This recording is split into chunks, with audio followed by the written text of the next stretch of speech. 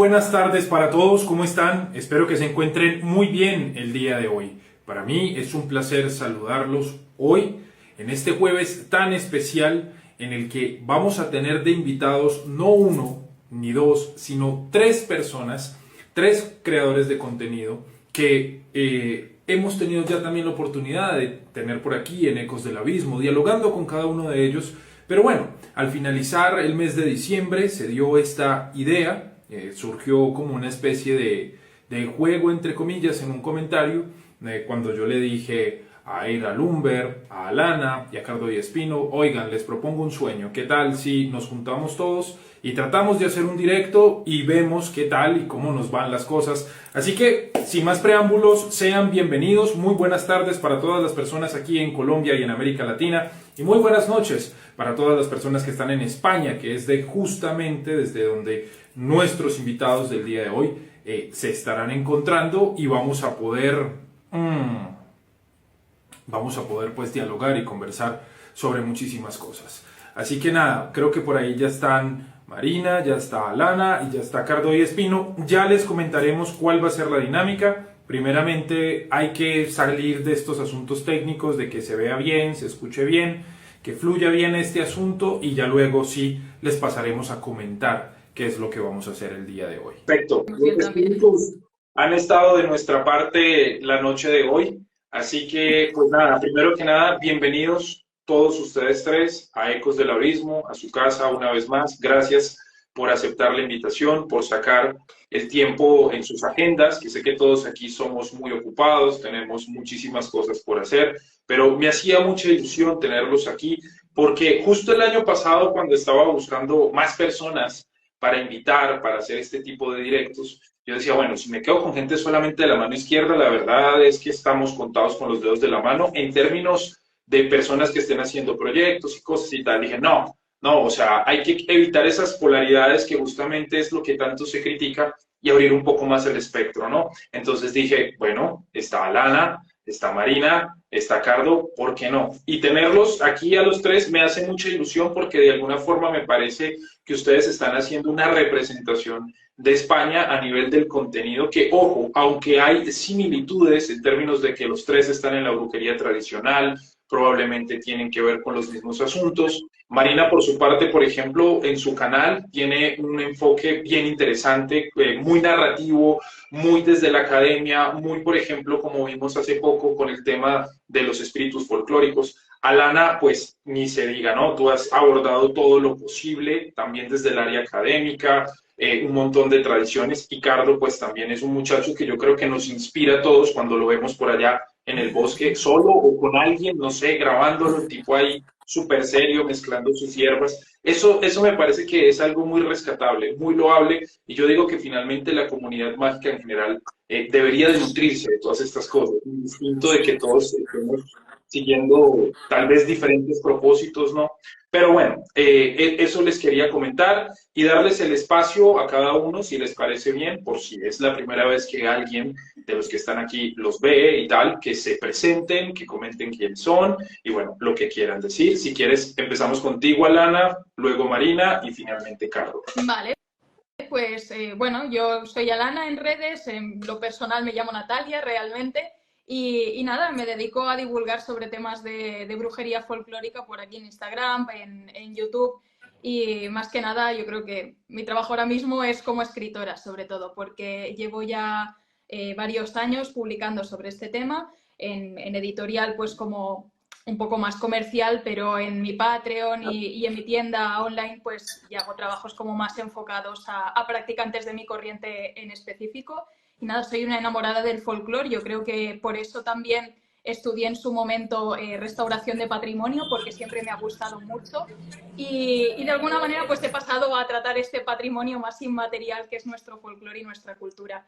Y básicamente eso es lo que me motiva. Me gusta mucho el tema de herbalismo mágico, que es algo que también comparto mucho con Gianfranco.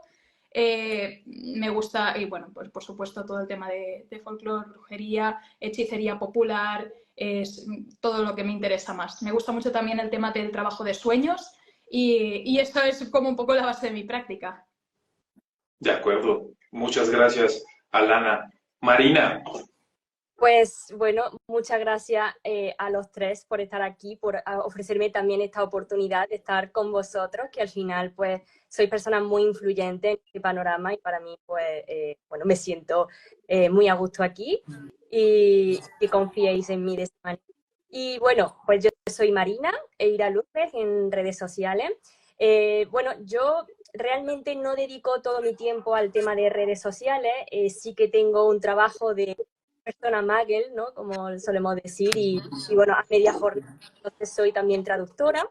Y me dedico, bueno, al final, como decía Natalia, ¿no? Ella, por ejemplo, con el ámbito de la restauración y demás, yo con el tema del folclore, pero también me gusta mucho los idiomas, me gusta mucho descifrar todo lo que haya ahí de información detrás de, bueno, lo que al final son temáticas que me interesan muchísimo y que pues al final siempre puede arrojar luz y ver muchas cosas en común en diferentes lugares, territorios que puedan ser pues muy similares, ¿no? Entonces, pues esa es un poco mi aportación aquí y bueno, y en el tema de redes, pues todo lo que pueda hacer, lo que pueda divulgar y lo que pueda estar en mi conocimiento lo aportaré. De acuerdo. Y finalmente, Cardo. Bueno, yo estoy muy feliz de estar aquí con ustedes, estoy emocionado y agradecido. También nervioso, estoy ya, por dentro estoy que me arranco el alma, ¿no? Pero bueno, Ahí me acá sudan estoy las calmándome manos. con... Eh, bueno, yo, es que no sé cómo presentarme, a ver, soy herbalista o herbolario, dependiendo al término que sea más cómodo para describir esta labor. Eh, Más de índole folclórica, por supuesto. También soy practicante de brujería, llamémoslo tradicional. También más afincado a los aspectos folclóricos. También soy hechicero.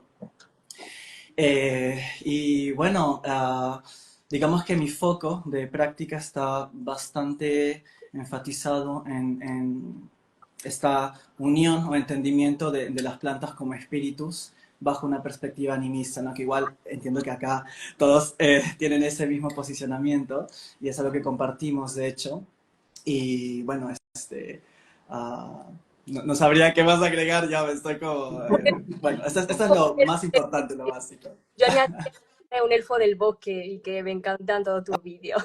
Ah, gracias. Sabes que es curioso porque hay gente que, bueno, digamos, conoce esta faceta mía, porque evidentemente la tengo, pero también, digamos que me encargué de mostrar más esa parte que iba de la mano con el tema del herbalismo, pero también tengo como que este aspecto más darks que mi mente, lamentablemente, trataba de dividirla como en dos personalidades y en dos cuentas de Instagram, que al final siempre fracaso un poco y termino regresando a la fuente que es Cardo y Espino, ¿no?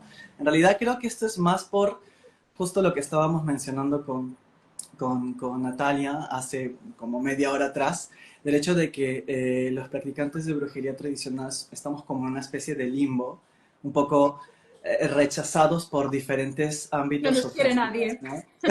Exacto, es como, por un lado, los neopaganos nos ven como somos, ¿no? La peor cosa, ¿no? Sacrificamos vírgenes en la montaña. Y por otro lado, los practicantes teístas, ¿no? De ámbitos más satanistas, luciferinos, etcétera, nos ven como, no sé, los ositos coloridos, ¿no? En el monte.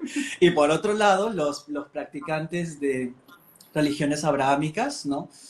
No, evidentemente somos lo peor que deberíamos ir a la hoguera, ¿no? Efectivamente, por más que incluso en prácticas de hechicería se tengan elementos pertenecientes a su práctica, ¿no? Entonces, somos como herejes y profanos en diferentes campos, ¿no? Entonces, es bueno tenernos entre nosotros aquí, ¿no? A darnos este cobijo.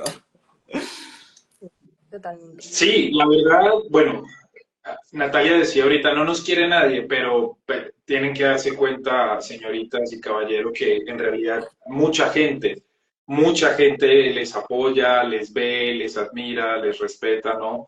Y es muy curioso porque aquí cada uno ha dicho como yo estoy muy nervioso, me sudan las manos, no sé qué. Y eso me parece que fue una de las cosas que me permitió hacer clic con cada uno y es independiente mucho, poco, mediano reconocimiento que haya o lo que sea, pues cada uno conserva esa esencia humanista, que a mí me parece, y si quieren podemos empezar por ahí, dialogando algunas cosas al respecto, porque pues esto no tiene una estructura.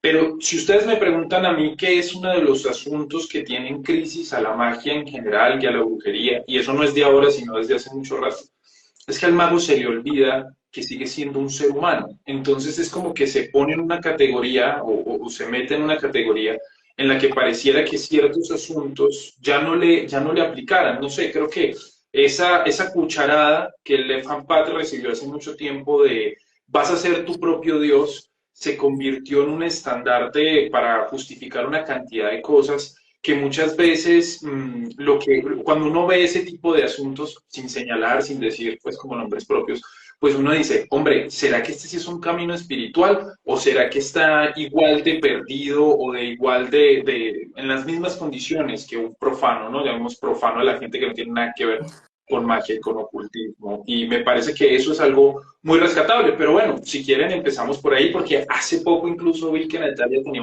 un video así en tu canal, ¿no? Tenías algo así como, hablabas un poco de la comunidad, ¿no? Y de que la gente ahorita está como muy molesta por el tema de que hay tan darks, que de hecho, un pequeño paréntesis, por eso les dije ayer como que muchachos, sí les gustó la imagen, porque no sé si está muy darks. Entonces como, Me no, encanta. sí, está bien, que pero pues claro, se nota que es, bueno, primero que nada, y antes de darles la palabra, a mí me parece que es muy complejo porque es que darle gusto hoy en día a todo el mundo es imposible. Si hay alguien que es como que, o sea, la gente en Internet puede ser gente que está opinando muy cómodamente desde su móvil, ¿no? Desde su computadora, desde su pantalla.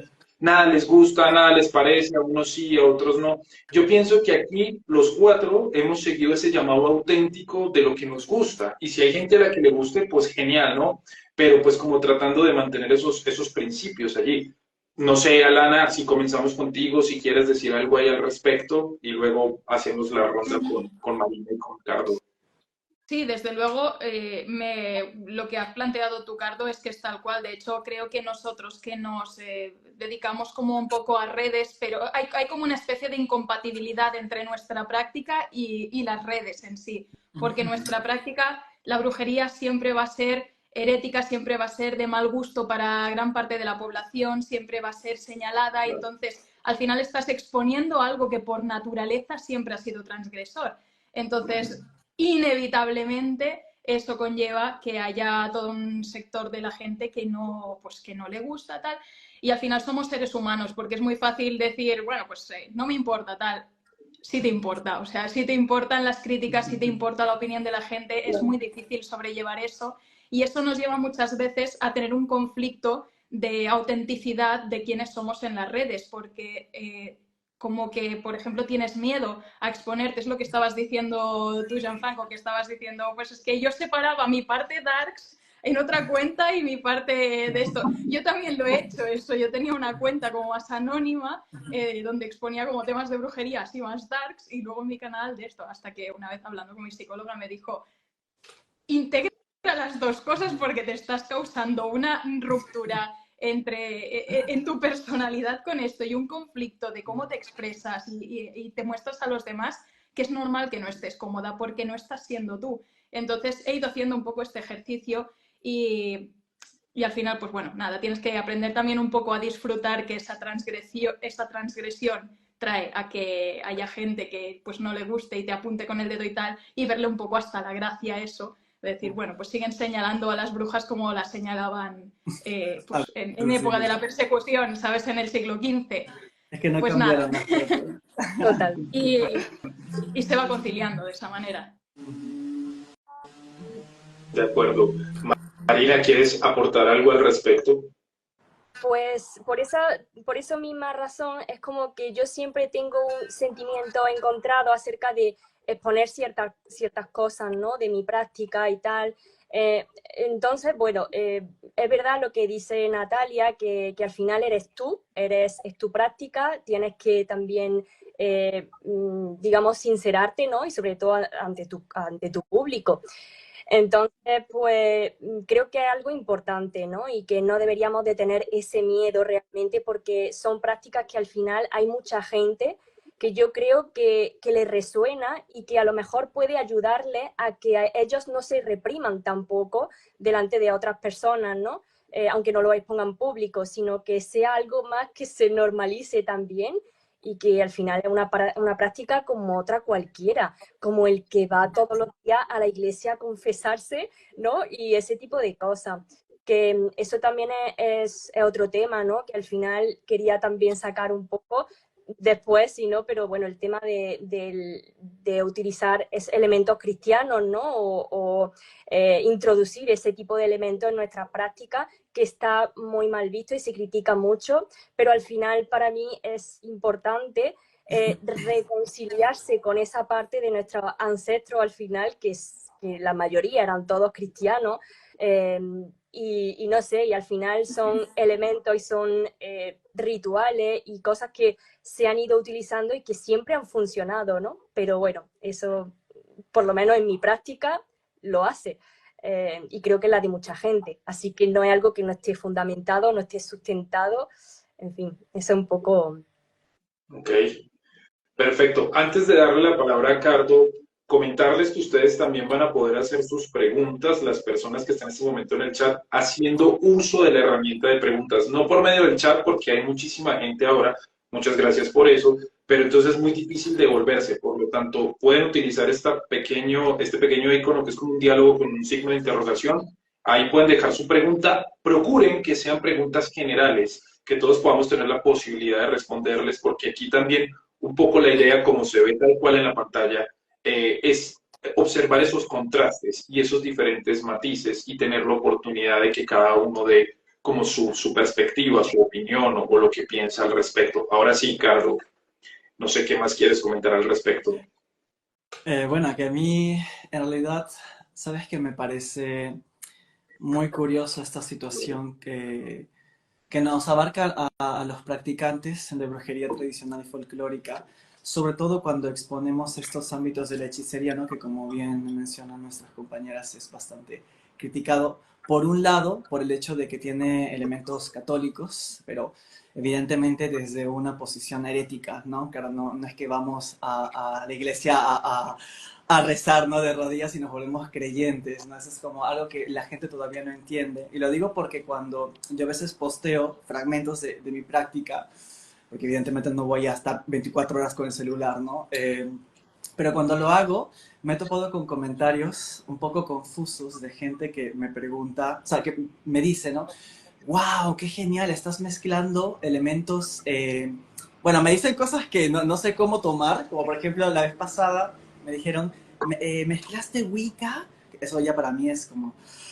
Bueno, no tiene nada que ver aquí la Wicca, pero bueno, me dijeron, ¿mezclaste Wicca con ángeles y con brujería? Y yo aquí, cuando pongo sobre la mesa a qué es lo que defines brujería y a qué es lo que defines este aspecto angelical, ¿no? Porque para mí una cosa es el tema de la hechicería, donde sí tengo presente el aspecto de los santos, de los muertos, de los diablos, incluso algo que me parece importante de la hechicería y la gente no entiende, es que varios de mis trabajos tienen como fuente este aspecto de magia renacentista, dando un ejemplo burdo, por ejemplo, Agripa, ¿no? Sobre la mesa donde se tienen estas reminiscencias planetarias con ángeles y daimones, y efectivamente hay, claro, cuando uno no tiene en cuenta esto, piensa, ya has puesto ángeles, demonios, planetas, entonces piensan que el tema planetario es como brujería, entre comillas, mezclando el aspecto de hechicería, y los ángeles y demonios como algo de, como si yo fuera un religioso, ¿no? Cuando en realidad solo estoy ejerciendo ese tipo de, digamos, de tradición en mi aspecto de hechicero, ¿no? Porque la hechicería bebe de lo que nos soltaron, ¿no? Estos magos elitistas bien pagados y protegidos por las coronas europeas, ¿no? Y justamente porque soy hechicero y no mago, hago de manera astuta uso de tomar de aquellos y tomar de los aspectos folclóricos, ¿no? Entonces puedo trabajar con ángeles sin ningún problema y en la noche voy con el diablo y somos muy amigos, ¿no? Eso es una cosa, ¿no? De hechicería. Y por otro, muy distinto, donde sí se ve en mi práctica más como establecido esto, es el tema de la brujería, que ya sigo ciertos parámetros, ¿no? O sea, el tema del diablo folclórico, de los espíritus locales, del entorno donde vivo, ciertos espíritus feéricos, evidentemente adaptados a donde estoy. Y hago énfasis en donde estoy, que eso es algo que me parece importante que, en lo que trabaja también Natalia y Marina, y es que yo siempre viví con este cuestionamiento y esta lucha interna de cuál es mi territorio, ¿no? Sobre todo porque yo nací, bueno, nací en Italia, pero también crecí en Perú, en Colombia, me moví, ahora me moví de nuevo a Italia, luego me moví a España. Entonces, me encontraba con practicantes latinoamericanos que me decían, no, que mi territorio son mis raíces. En parte es cierto, pero yo no puedo obviar este aspecto, o sea, no puedo ignorar la tierra donde vivo para solamente enfocarme en mis raíces, porque si me enfocara en mis raíces, que ya de por sí eso es bastante amplio, porque ¿cuáles son mis raíces latinoamericanas? No puedo apropiarme de cultos indígenas diciendo que es mío cuando ni siquiera me he vinculado con ellos, no tengo ni idea de cuál es la cosmología completa, porque no nací en una comunidad indígena andina.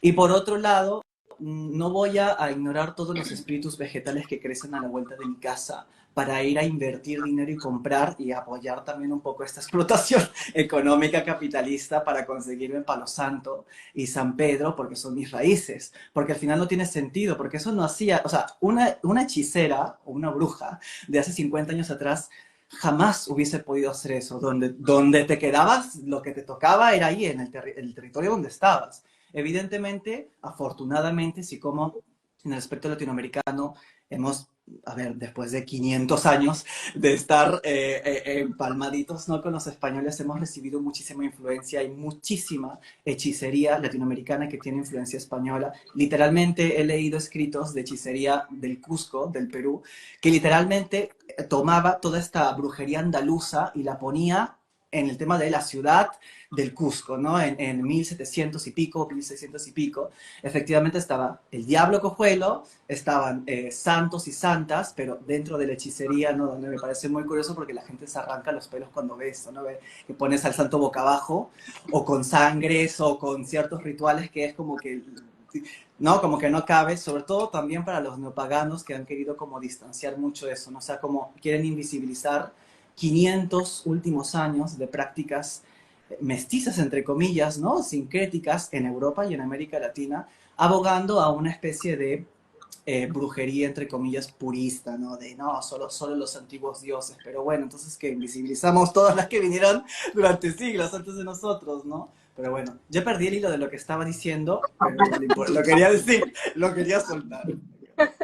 Está bien. Miren, con respecto a estos últimos puntos que ustedes están comentando, claramente los tres están en una postura en la que están muy conectados, ¿no? Y obviamente, si ustedes han visto mi trabajo, pues ven que efectivamente yo estoy muy polarizado, digámoslo así. La verdad, yo siento que indistinto de cuál sea la aproximación, lo importante finalmente es la convicción personal. Si ustedes sienten o cualquier persona siente que resuena más trabajando con un santo, un antepapá o algo así, hay que hacerlo. Es decir, yo soy un convencido, y lo digo después de haber estudiado algunos corpus brujeriles, digamos, viendo algunas cosas de los eslavos, viendo algunas cosas de lo nórdico, viendo algunas cosas afrocaribeñas y viendo operaciones quizás más de brujería tradicional, digámoslo así, de que la magia está atravesada por unos mismos principios. O sea, siempre, si vas a trabajar a alguien, necesitas una representación y necesitas construir esa representación con cera, con palos, con un muñeco, con lo que sea. Pero necesitas algo que te apoye en esa obra. Entonces, si tú te sientes en afinidad porque cultuaste o creciste en un territorio donde cultúan estos santos o estos dioses o estas cosas, finalmente que lo hagas y que funcione es lo que importa, ¿no? Yo particularmente, como lo he dicho en otras oportunidades, yo no me considero solo practicante del sendero de la mano izquierda, sino militante. ¿Y por qué digo militante? Porque es mi postura personal. Yo estoy como muy en eso, ¿saben? Así como ustedes tienen sus temas, yo tengo los míos porque hay gente que, por ejemplo, dice a nivel cábala, pero ¿por qué no vas a poder trabajar el árbol de la vida y el de la muerte al mismo tiempo? ¿Por qué no trabajar con ángeles y con demonios, no? Entonces es todo un tema y es empezar a explicar de alguna forma que la luz y la oscuridad yacen en ambas partes y que hay un asunto de propósitos, ¿no? Pero yo siento que creo que antes de simplemente abrir la boca a opinar, que es lo que básicamente vemos que la gente hace, hay que reconocer como todo lo que hay detrás. O sea, por ejemplo, el hecho de que yo tenga una postura siniestra no me puede llevar a desconocer que cosas como los salmos han sido utilizados durante generaciones enteras para diferentes propósitos. Hay un ejemplo muy puntual que Magari, no sé si conocen ese libro, ella tiene como un librito donde utiliza los salmos y dice para qué te puede servir cada salmo, ¿no? Y por ejemplo en Suma, ahorita la próxima semana, de hecho yo voy a estar con esta chica, no sé si la ubican, Miren Bot, Mireia, Bloody Mary, que por ahí la hemos estado compartiendo un poco, ella que viajó hace poco a Colombia, que ha viajado a diferentes, exacto, sí, ese mismo libro, que ha viajado a diferentes partes. Es una cosa que voy a conversar con ella, pero la verdad, si ustedes me preguntan, yo personalmente he tenido que hacer muchos hechizos y escribirlos, porque siempre se menciona a la Trinidad, al Padre, a los ángeles, a no sé qué.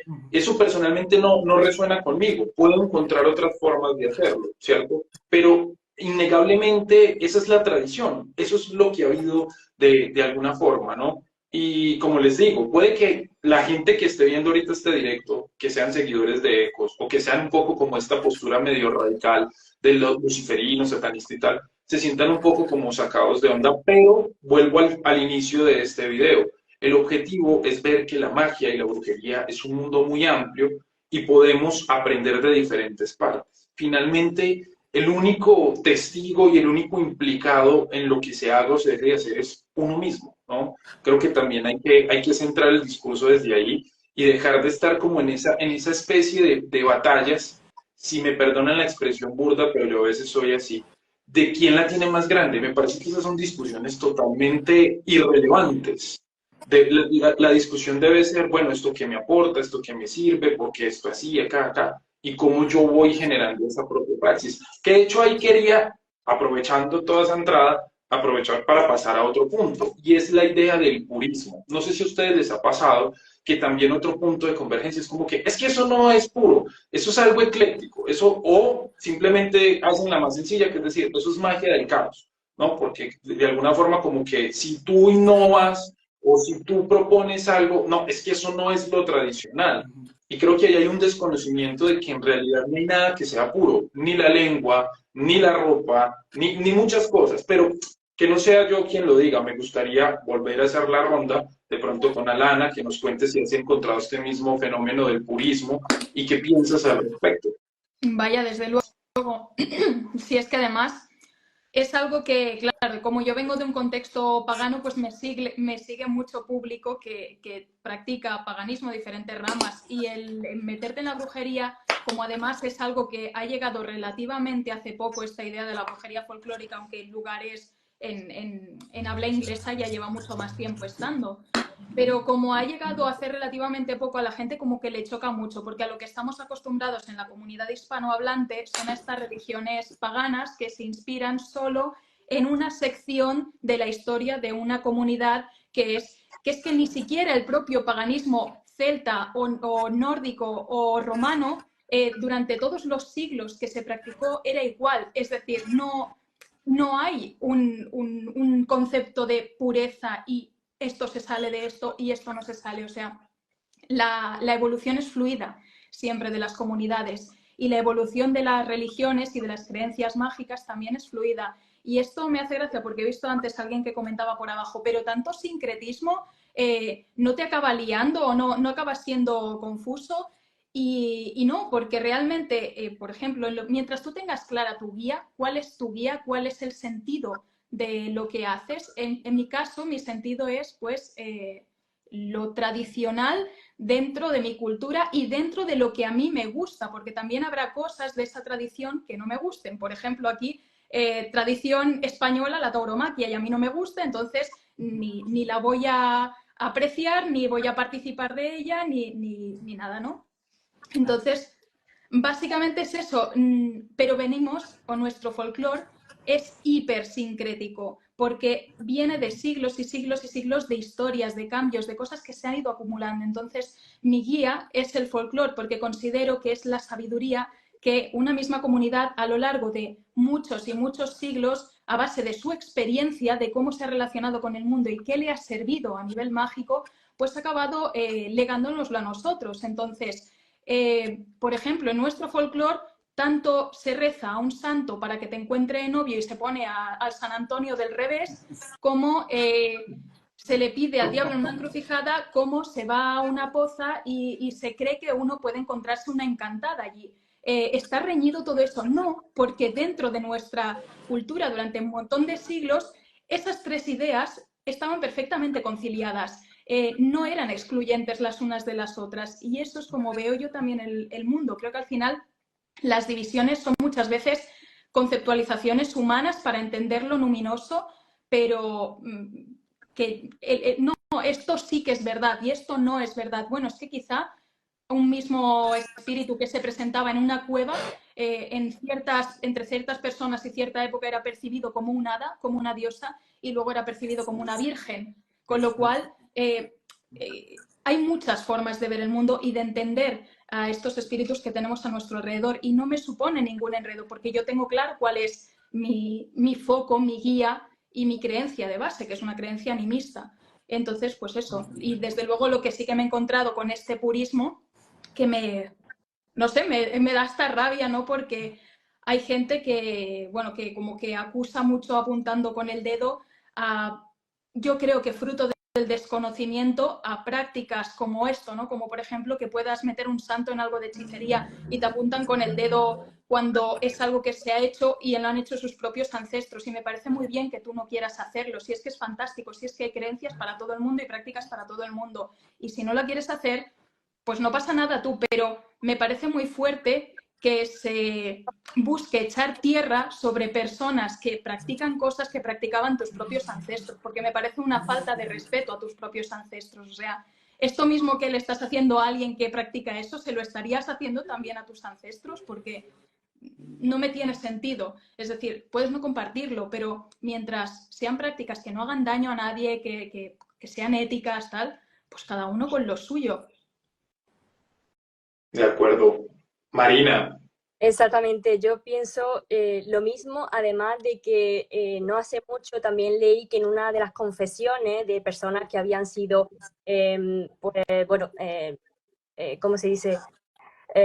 Tipo, que habían sido acusadas, ¿no? Por la Inquisición y demás, pues había un hombre que no entendía, o sea, él realmente había utilizado elementos como el agua bendita, había hecho algunos rezos a santos, y realmente él no sabía el por qué le estaban acusando, porque al final él estaba utilizando elementos que realmente eran, son mágicos ya de por sí, es decir, no todo lo esotérico es simplemente llevado al ámbito cristiano. Creo que, o sea, digamos más pagano, sino que lo cristiano también lo es. Y digamos que, no sé, al final creo que todas esas prácticas son juzgadas y como bien dice Natalia, el renegarte a eso es renegar de tus raíces, de donde vienen aquellas personas, todas esas confesiones, todas esas personas que fueron acusadas y bueno, en España no tanto, pero en otros países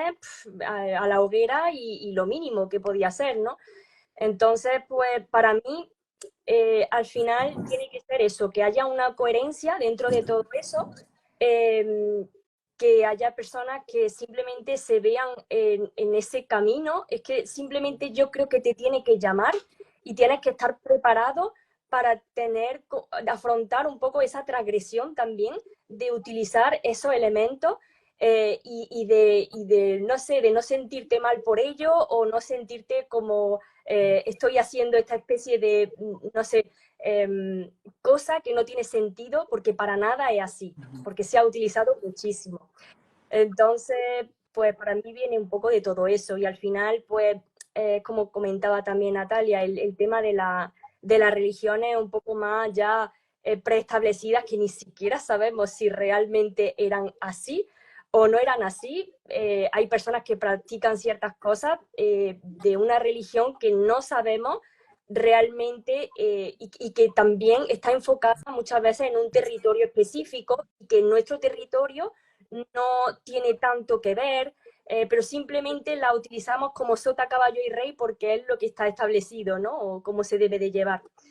Pero bueno, en mi caso yo creo que para también conectar con los espíritus de un sitio, hay que ser coherente, ¿no? Y si quieres conectar con la otredad o con otro lado, con el otro mundo, tienes que establecer contacto con lo que hay a tu alrededor, creo yo. Entonces, es un poco más o menos. De acuerdo. Y finalizamos con Cardo. Bueno, yo creo que hay tres puntos importantes aquí que me gustaría resaltar. El primero es, también entendemos de que si la crítica va tanto a que dentro de la brujería y la hechicería se toman elementos cristianos y católicos, hay acciones dentro de esa práctica que no necesariamente han nacido dentro de este, digamos, ámbito, ¿no? Como por ejemplo, ya que se menciona el agua bendita, algo que me parece curioso, y es algo que había mencionado en mis clases de plantas purificadoras y eso, y es que para mí se me hacía complejo explicar el tema de la purificación sin antes explicar cómo es que nace este cuestionamiento y cómo también a través del desarrollo de lo que es la edad clásica grecorromana, cómo la lustración y la sublimación, la lustratio, perdón, sublimación no, ablución, lustratio y ablutio, que es básicamente con una rama de olivo o con una rama de laurel en agua que está consagrada, se va a asperger, ¿no? Un espacio y por ende purificarlo, ¿no?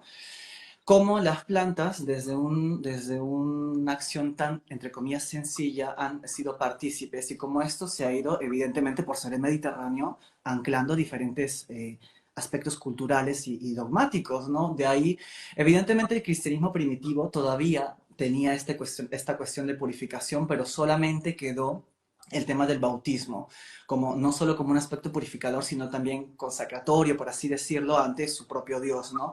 Pero, por ejemplo, los musulmanes todavía tienen el acto de la ablución como el lavado corporal para purificarse. Esto no es algo que podríamos decir nace específicamente ahí. Entonces, cuando yo hago esta práctica de mi abuela, que es mi abuela no bruja, sino la católica que tiene, por ser, tiene una práctica mágica o folclórica viva, que es en agua bendita con sal, que no me parece muy eclesiástico, una rama de ruda. De hecho, no sé si te lo había comentado, Natalia, pero yo me emocioné muchísimo cuando en tu libro vi que cuando habías encontrado estos registros históricos de España, que se hacía esto con una rama de ruda, porque yo pensaba que eso era típico del Cusco. Y cuando llegué a eso dije, o sea, imagínate que mi abuela haciendo esto, lleva haciendo esto que le enseñó probablemente su madre o su abuela y así, llegando hasta la España del siglo XVI. O sea, todos esos siglos tiene de ejercer ese acto de mojar claro, que ya tiene sus especificaciones, ¿no? La ruda tiene que estar en flor, si no, no. Y 3 Aves Marías, ¿no? Y lo dice en latín encima, ¿no? Y asperger para sacar a los intrusos. Una cosa es eso. Y lo otro es también ver qué tan práctico y qué tan cómodo y también qué tan funcional es este tema del supuesto sincretismo, porque, a ver, claro, la gente piensa que nosotros hacemos como una mermelada y en realidad creo que lo que hacemos, muchos practicantes, es darle su debido tiempo y espacio. O sea, no es que nosotros trabajamos con un santo o con el ángel en un tipo de ritualística muy, qué sé yo, entre cabalista y magia renacentista, y al segundo hacemos una práctica de brujería totalmente contraria.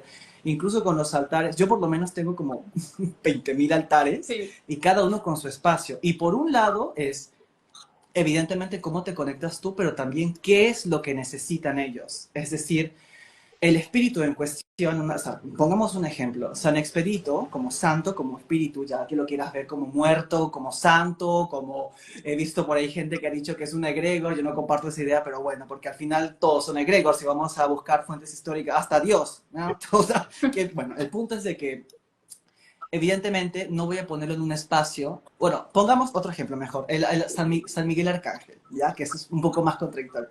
No voy a, yo puedo practicar con él y con el diablo, o sea, con la mano del ángel y con la mano del diablo, pero no los voy a poner en una mismo espacio Te matan. compartiendo, ¿no? O sea, igual con los santos y con los demonios y con los muertos con los que trabajo.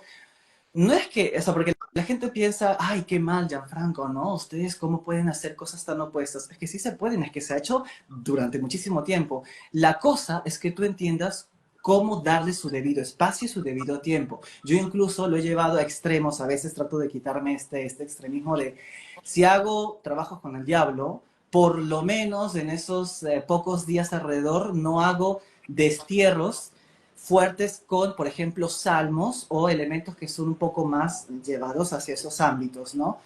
Por cuestiones que al final nadie me dice si se debería o no, quizás sí puedo hacer el destierro con salmos al día siguiente, pero yo como por si acaso, ¿no? A fin, pero es su debido espacio y su debido tiempo, y también si resuena con uno, ¿no? Entonces, yo a veces hago, o sea, yo antes era muy cristofóbico y fui rompiendo ese tabú, pero por ejemplo, cuando yo le doy rezos a mis queridos muertos y a las ánimas, les doy sus 3 Ave Marías y sus Padres Nuestros, pero tuve que adaptarlo a algo que también me fuera cómodo, porque hasta el día de hoy todavía se me hace un poco incómodo, pero lo hago en latín y me he dado cuenta que fluye muchísimo mejor la energía conmigo, emanando ese rezo, y también porque me digo a mí mismo, esto no es para mí, es para el ánima que lo quiere y lo necesita. Y aparte, le doy la otra opción que he hecho como quitarme cuestiones. Yo a la plegaria de San Expedito, que uso la plegaria que está en la estatua de Argentina, si no me equivoco, le he tenido que quitar la parte donde dice para Jesucristo, que es nuestro intercesor, porque me di cuenta que al final, por más que el rezo a San Expedito era pues muy católico, yo no me sentía cómodo diciendo Jesucristo es nuestro Salvador, porque me generaba incomodidad. Y luego, mira qué casualidad, cuando fui a buscar archivos de practicantes de Judo que trabajan con San Expedito, porque es muy típico en el Judo, y hay judoístas, o sea, bueno, no judistas, hay personas que se acercan al judo queriendo rechazar eso, y eso me parece que está muy mal. Y la practicante del libro, no recuerdo ahora, luego les pasaré la autora, había también quitado la parte del Jesucristo nuestro Salvador, y dije, es que, ¿ves? O sea, al final, claro, si el espíritu, si San Expedito está bien con el rezo que le estoy dando, solo quito esa pequeña parte, pero está normal, pues bueno, ¿no? O sea, conciliamos, ¿no? Y le da su propio espacio y ya, listo, solucionado, ¿no? La cosa. Bueno, eso era... Está bien. Bueno, ¿cómo vamos? ¿Todo bien? Espero que sí. Yo creo que estamos todos aquí, todo bien. Sí, ok. Bueno, quería aprovechar para comentarles algo que ya les había dicho en el chat, que me gustaría mucho que habláramos porque es otro tema polémico. Yo creo que este directo está un poquito con algunas cosas polémicas, pero bueno. Y es, yo hice un video sobre los espíritus familiares. Lo hice para mi canal de YouTube. Hice como toda la descripción natural de qué era lo que se creía antiguamente en la Edad Media, que era un espíritu familiar y que era un diablillo que llegaba como asistente de la bruja, que se hacía un pacto, etcétera, etcétera, ¿no? Y que tiene mucho que ver también con el terioformismo, que en eso quizás Marina ha tenido una exploración particular con el tema de la licantropía, ¿no? Bueno, el caso es que no sé si en España, como pasa aquí en Colombia y en América Latina, hay mucho esta idea de la bruja se convierte en un chivo, en una burra, en un ave, pero no a nivel astral, no, literal. O sea, la gente es como literal, es que mi abuela vivía en una finca, que es como decir una granja acá, ¿no? Y ella me contaba que había una mujer lechuza. Y hay gente muy molesta ahora, o que ha comentado sus molestias, y que dice, no, es que el hecho de que tú no lo puedas hacer no quiere decir que no se pueda. Yo tampoco lo puedo hacer, pero yo conocí a una señora que sí lo hacía.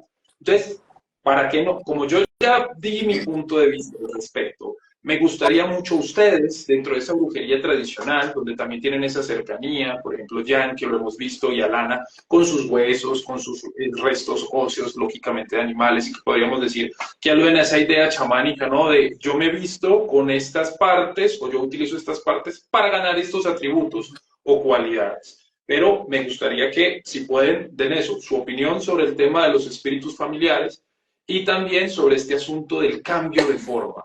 Luego la pregunta, ¿sucede literal? ¿Sucede en el astral? ¿Sucede en lo onírico? ¿Es un tipo de trance? ¿Qué es lo que sucede ahí? Querida Alana, si quieres comenzar, por favor. Ay, con el cambio de forma se ha abierto un melón que a mí me encanta, que es el tema del doble. Entonces, para entender este tema en la concepción europea, hay un libro que está muy bien, que se llama Hadas, Brujas y Hombres Lobo en la Edad Media, de Claude Le Codet, Historia del Doble, que habla precisamente de que en los testimonios de gente que decía haber visto que alguien cambiaba de forma, esa experiencia se manifestaba, se podía ver con los ojos físicos. Entonces, quiere decir que sucedía de alguna forma, de una forma tangible o visible en la realidad física, es decir, podía ser visto por tus vecinos o tal, pero a la vez uno podía dejar el cuerpo en la cama mientras lo hacía. Entonces, ¿cómo puede ser que tenemos un cuerpo que se ha quedado en la cama y un cuerpo que es tangible y visible en la realidad física?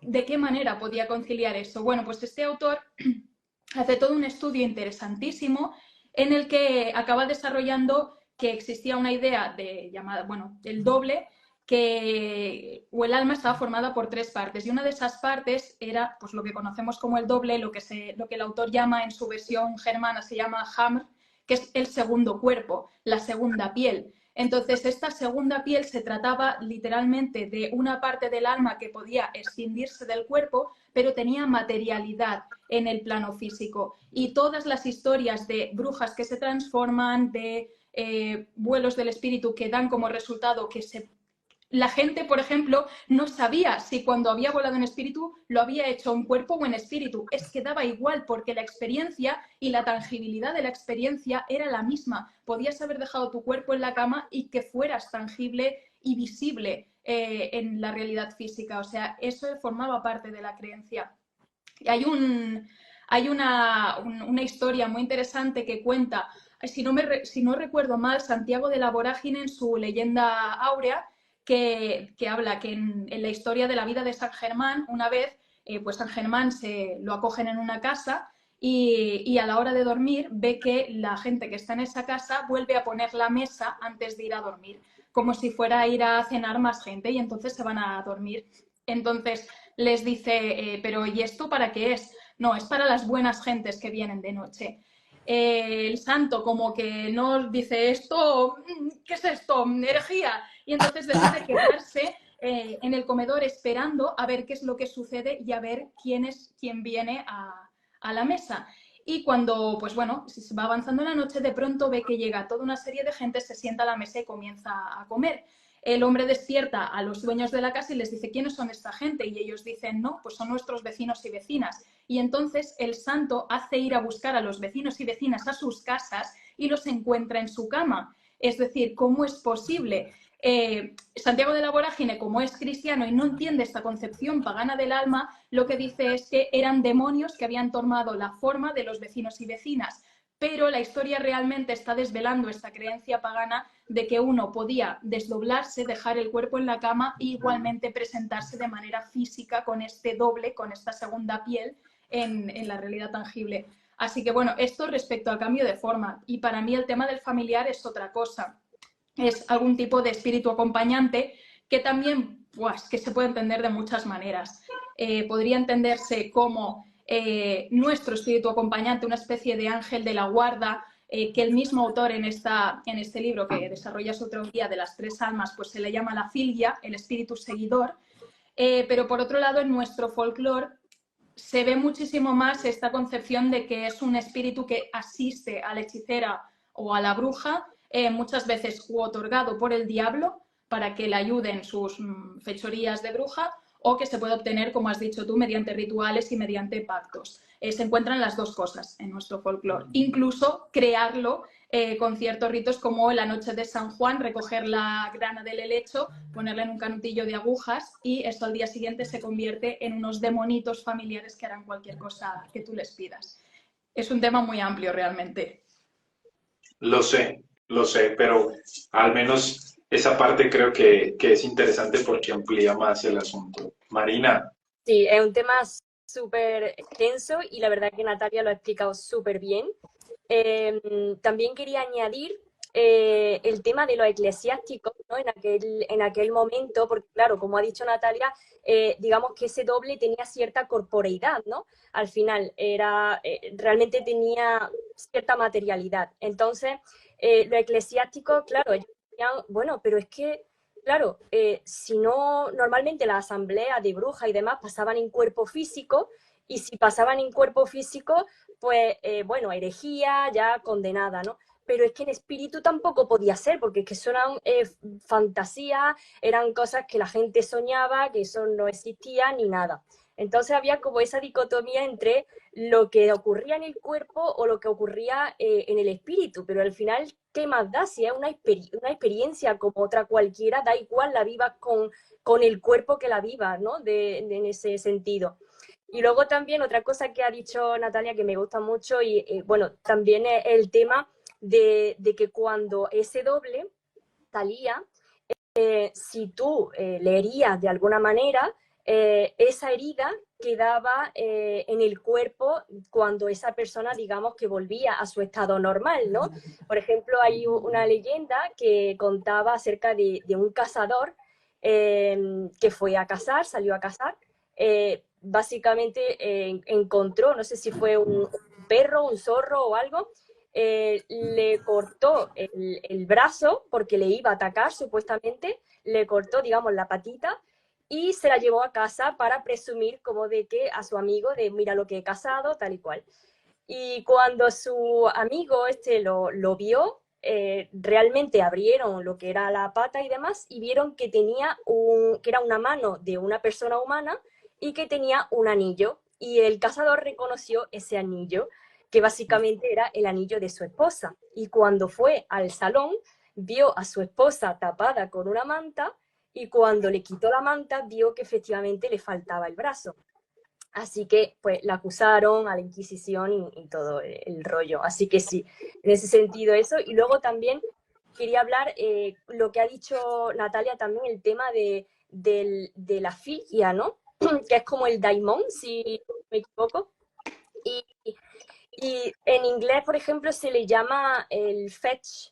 El fetch normalmente significa como en inglés el que busca o el que te busca o el que viene a por ti, ¿no? Algo así.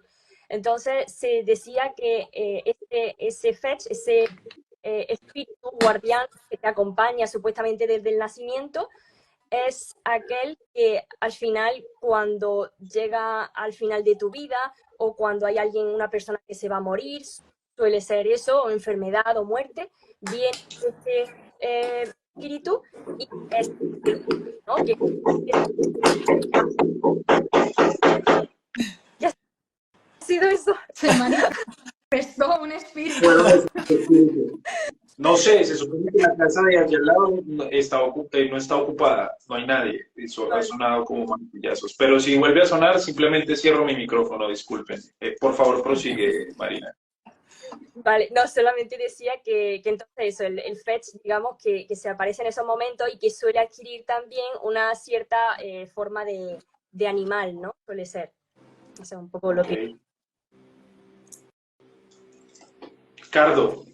Bueno, yo en cuanto al teleomorfismo no tengo más que agregar porque lo dijeron absolutamente todo y fue exquisito escucharlos, entonces lo que haría sería hacer redundancias, cosa que no quiero hacer, pero sí me gustaría decir que, o sea, solo sobre ese tema, confirmar el hecho de que lo que dijo Marina de que al final la experiencia vivida es lo que importa en el sentido de cuando tú estás en el otro lado, ya sea como espíritu o ya sea materializado, es decir, como cuando eres coyote y el coyote va y físicamente a atacar a alguien y en realidad eres tú atacando a alguien. Eso lo digo porque, bueno, hay cuestiones dentro de mi práctica a lo largo de mi vida que han pasado que siempre me hacen cuestionar qué tan real es, porque claro, mi mente escéptica me dice, "No, esto no ha pasado, te lo has imaginado", pero sí he tenido experiencias relacionadas al teleomorfismo,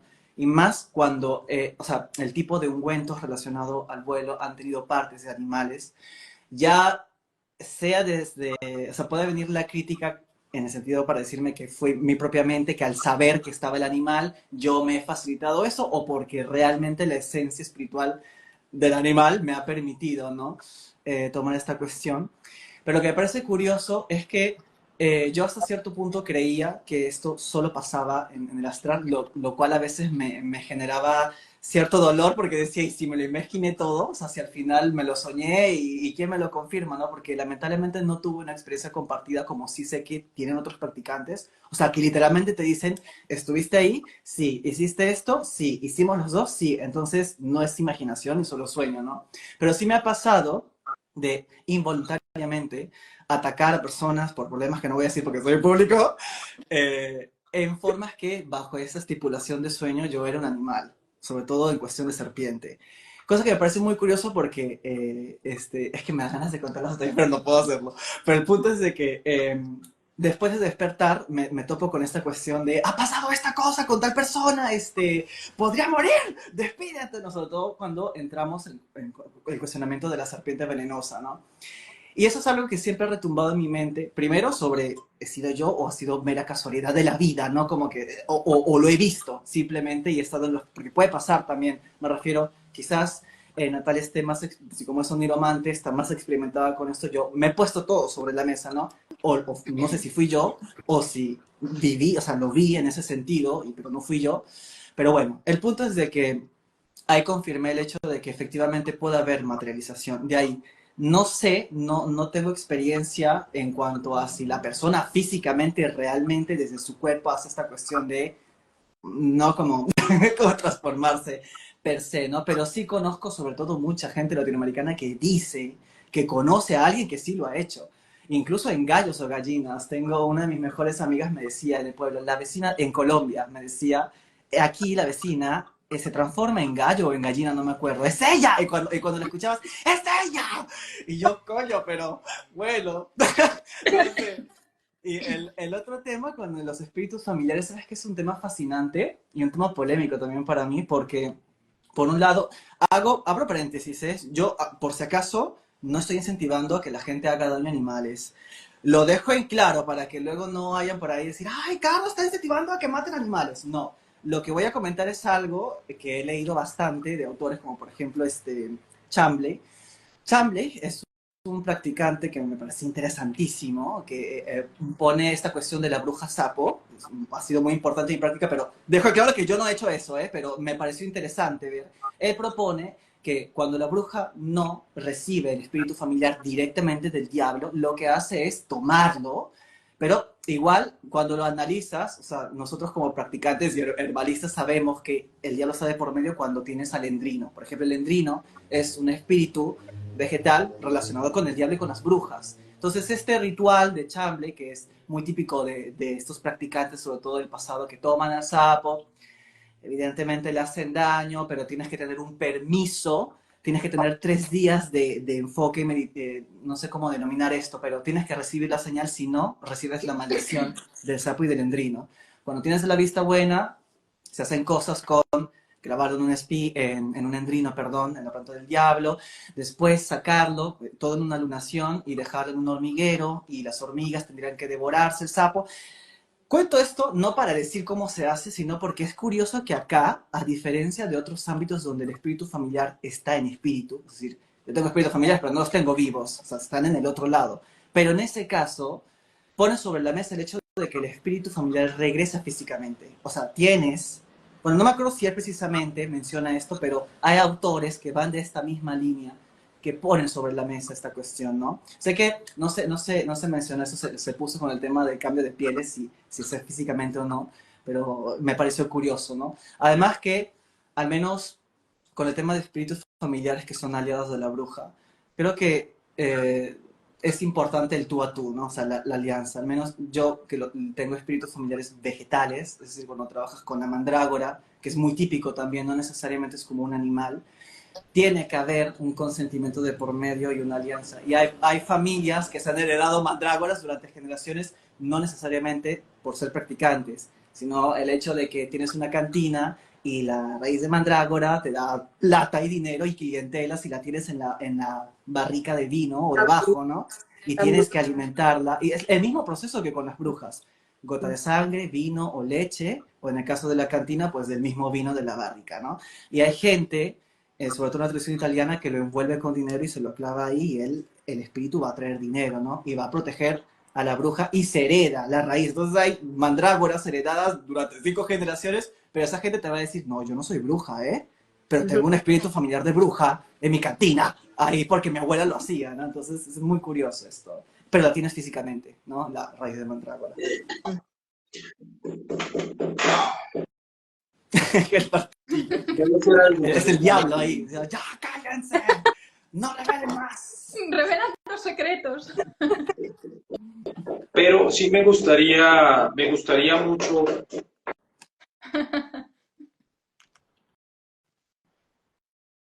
sí me gustaría mucho si pudiéramos pasar un poco, si les parece bien, sobre este tema, a los asuntos prácticos del tema. Es decir, por ejemplo, ok, creo que de alguna forma, y eso lo preguntaron también, entonces aprovecho para tocar esa pregunta.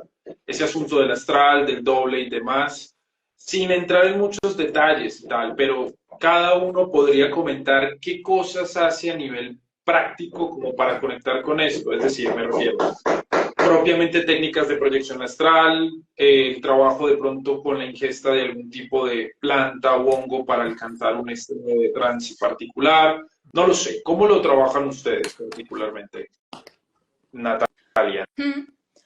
Pues yo lo trabajo, bueno, es que yo realmente trabajo por varias vías, porque por un lado tendríamos tema de vía del veneno, pues sí que la verdad es que yo practico esa vía y sobre todo a tema de cuando hacemos aquelarres rollo extático en exteriores. Entonces, para mí la experiencia es muy diferente de un vuelo, digamos, letárgico o más onírico de un vuelo extático, porque yo en ese tipo de experiencias he tenido prácticamente la sensación de estar físicamente en otro mundo, lo cual es absolutamente fascinante y rompe mucho con esta concepción de que para experimentar la otredad tienes que dejar el cuerpo atrás, que al final esta división entre el cuerpo y el espíritu tampoco ha estado siempre, y en tiempo pagano es lo que decíamos antes, si habías experimentado algo en cuerpo o en espíritu, daba igual porque ambas cosas se consideraban reales. Entonces, la división no estaba tan presente. Tú podías haber dicho que habías visto a una bruja transformarse o que habías visto al diablo en una encrucijada literalmente.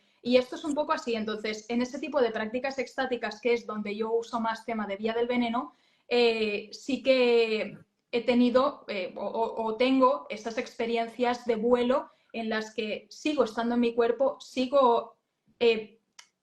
no te voy a decir que estoy en esta realidad. Y cuando hablo de vía del veneno no estoy hablando de dosis psicodélicas, simplemente que estén presentes ciertos espíritus, porque no es una alucinación ni son dosis altas como para llegar a eso. Es que incentivan un trance que me hace sentir literalmente que estoy entre dos mundos o que estoy en un espacio fuera del tiempo y fuera del espacio. Y literalmente es así. Y son momentos además alucinantes que a mí me dan un poco las vibes de evádete de la realidad y vive en este espacio para siempre, porque dan muchas ganas de no volver. Pero es peligrosa, ¿no? También la otredad en ese sentido. Y luego, por otro lado, como he tenido experiencias más típicas de vuelo, es mediante la vía onírica.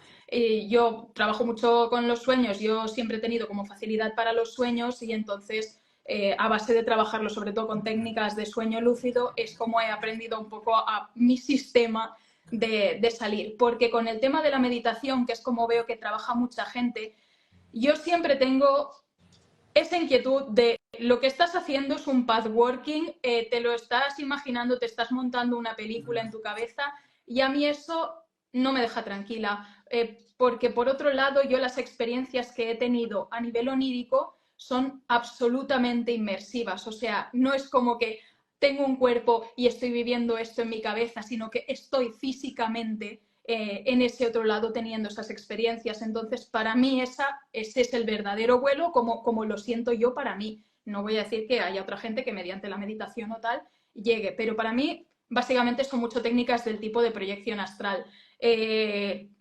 Me pasa mucho de manera espontánea ya, la segunda mitad de la noche, que es cuando tenemos REMs más largos, pues el tema de haberme despertado. No, ya no hago técnicas, realmente ya es como que lo tengo interiorizado de alguna manera, que no hago ninguna técnica, simplemente cuando me despierto y me vuelvo a dormir y sé que son más o menos las 5 de la madrugada, las 4, y como me duermo boca arriba, Parálisis. voy a volar. Parálisis, literal. Y he aprendido a utilizar las parálisis para salir. Esa es mi vía de salir, a través de la parálisis del sueño.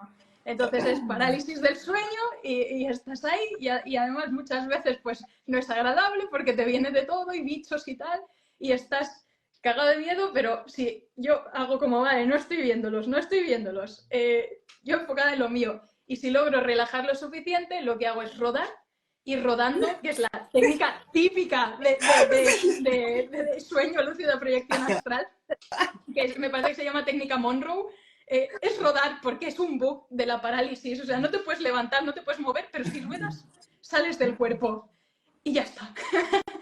Y es así como más salgo. Luego, a veces tienes experiencias espontáneas también en que hay sueños que dices, de pronto estoy en un sueño lúcido, en un escenario absolutamente loco, y con el tiempo aprendes a discernir también cuando estás soñando en tus mundos oníricos o cuando has salido de manera espontánea, porque para mí la experiencia es muy diferente de una cosa de la otra. Así que con esto trabajo yo en este sentido. Creo que todos vamos a seguir esa misma línea. Sin embargo, Marina, ¿algo más que aportar al respecto? Yo me pasa igual que Natalia, sigo esa vía onírica también, tengo muchísima facilidad para el tema de sueño, la verdad que siempre lo he recordado y siempre en el momento en el que empezaba a prestarle atención era cuando ya me pasaban cosas locas, ¿no? Y ya en el momento que empieza a controlar y empieza a saber más acerca de todo ello, ya es cuando las experiencias son más intensas, ¿no? Incluso al llegar al punto de tener sueños conjuntos con otras personas o tener sueños premonitorios o encontrar objetos porque en sueños se te ha presentado dónde está ese objeto. Por ejemplo, también me ha pasado. Entonces, son experiencias que al final hay que cultivar mucho, hay que poner muchísimo trabajo, porque aunque tenga facilidad, yo pienso que algo que hay que cultivar mucho, ¿no? Yo fue a partir no sé, hace ya como unos 8 o 9 años, que tuve mi primera parálisis y dije, ¿esto qué es? ¿Esto qué es? Quiero saber más. Y ya fue a partir de ahí donde fui investigando y realmente esa es la técnica que siempre utilizo. Algunos preparados siempre como algún ungüento. No voy por vía del veneno en temas por ejemplo, unción, pero sí que utilizo aliados. Es que no me gusta esa palabra, pero bueno, que al final tengo ciertos aliados que me ayudan, ¿no? en ese vuelo, que al final, pues bueno, pueden ser la artemisa, el ajenjo, ¿no? En ciertos también elementos heréticos pueden ayudar a ello, ¿no? Y la forma animal, pues al final es mucho trabajo también, pero no sé, eso al final es, yo creo, trabajarlo y cultivarlo mucho y al final acaba viendo resultados. Bueno, en mi caso, yo debo decir que en el aspecto del trabajo onírico sí me cuesta. Sin embargo, las veces que lo he hecho, que han sido más, cuando no ha sido intencionalmente, ha sido justamente desde la casualidad. Más en la infancia y pocas veces ya ahora de adulto. Cuando lo hago desde el beneficium, desde la senda de los venenos, es cierto que igual, es que no sé cómo definirlo, es distinto a la intensidad en la que me puedo ver inmerso.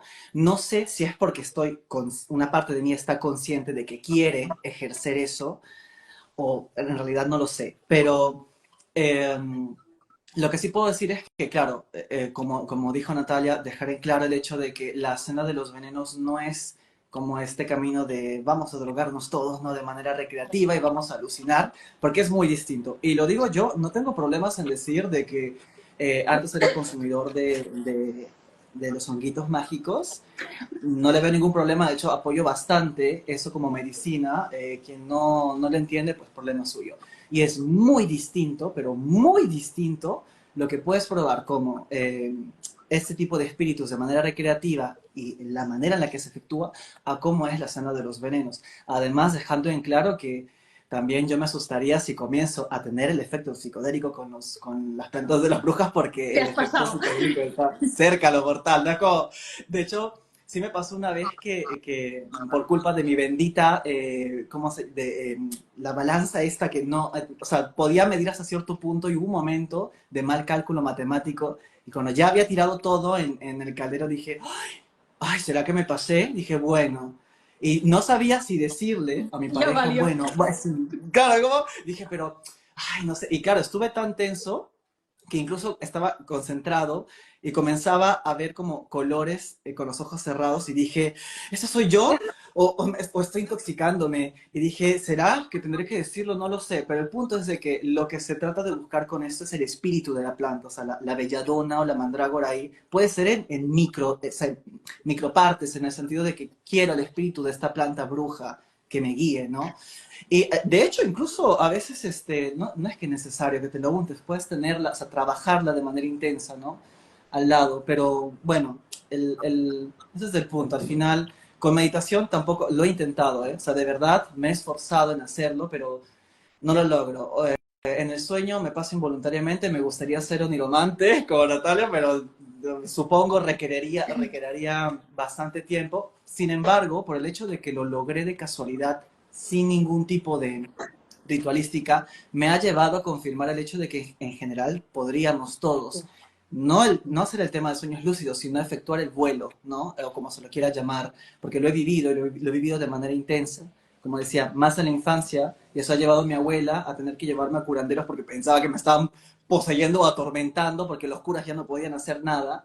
Entonces es algo que uno tendría que encontrar su propia manera, ¿no? de evocarlo. Además que en el mundo onírico tienes también el pequeño problema, barrita, eh, bendición de que se abren muchas puertas y tienes que saber tú qué puerta se te ha abierto. Si es una puerta al inconsciente, si es una puerta literalmente al vuelo, entonces estás en espíritu, en otro lado, o si es una puerta hacia el mundo de los sueños, pero donde los espíritus y los muertos o cualquier tipo de entidad se puede comunicar y decirte o enseñarte algo a su manera, ¿no? Ya depende de ti cómo descifras ese mensaje, ¿no? Porque la gente también piensa que todo es literal, ¿no? Va a venir a decirte, oye, escribe esto con la A y la Z, ¿no? Cuando en realidad te muestra imágenes y tú tienes que interpretar, o a veces sí pueden ser directos, depende, todo depende en ese sentido.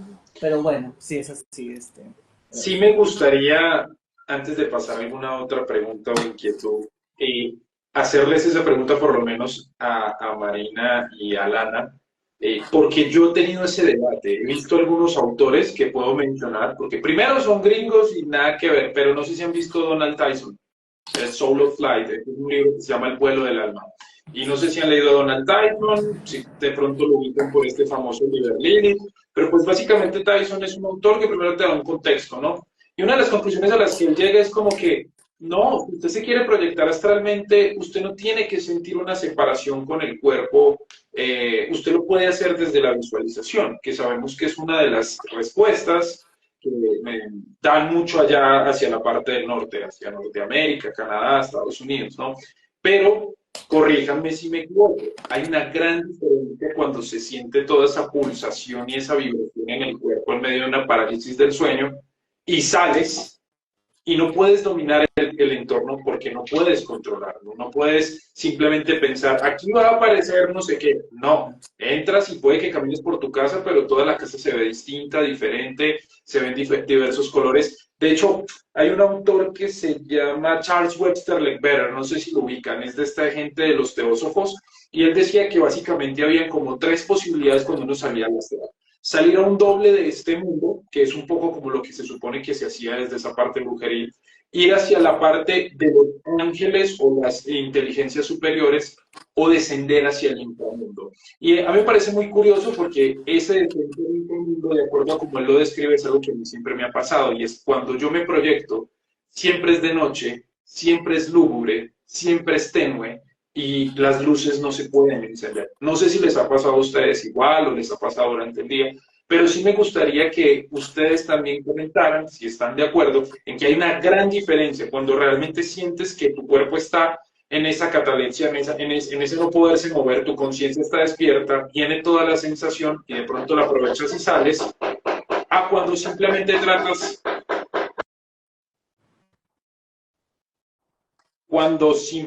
tratas perdón, de visualizar que estás por fuera de tu cuerpo.